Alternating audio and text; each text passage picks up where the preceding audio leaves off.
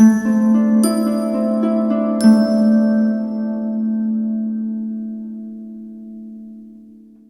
anybody ever heard of Gethsemane Monastery? Gethsemane, a couple of you. This is a monastery. It's in Kentucky, and it's a well-known monastery because there's an author by the name of Thomas Merton who was a monk who spent his life there, and he lived for decades at Gethsemane. And I've gone there for 20 plus years, almost every single year.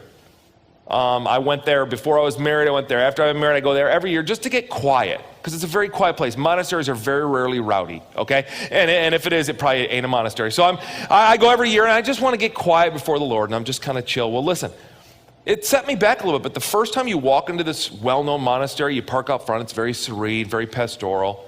You park your car out front, and you go to walk into the guest house where you have to check in, and the big welcome is this massive cemetery.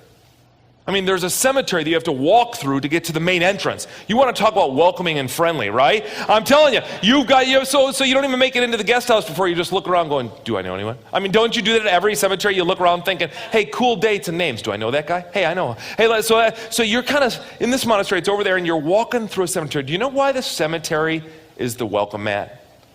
They didn't do that by accident, and here's why.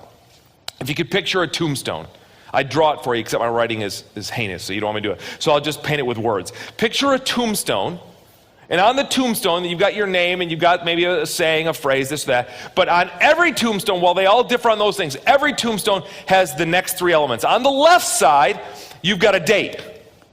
It was your birth date. On the right, the other side, you've got a death date. And in the middle is this tiny little dash. Just a little dash, right? Here's the day you were born, here's the day you died, and in the middle is this insignificant piece of punctuation. Kind of pointless, right?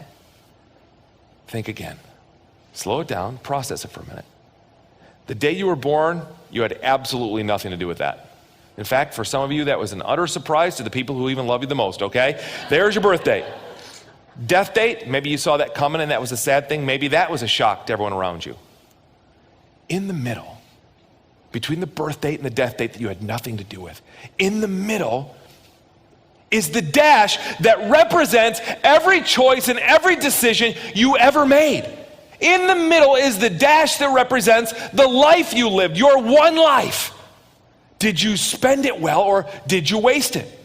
Did you invest it, or did it just kind of stumble along, tripping its way through, and you wasted your life? That one little piece of punctuation, your dash, is all you've got. That's what's yours. That's what belongs to you. That's the gift of God of life.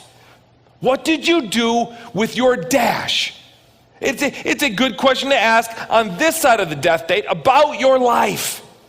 What did you do with your one and only life represented by that dash?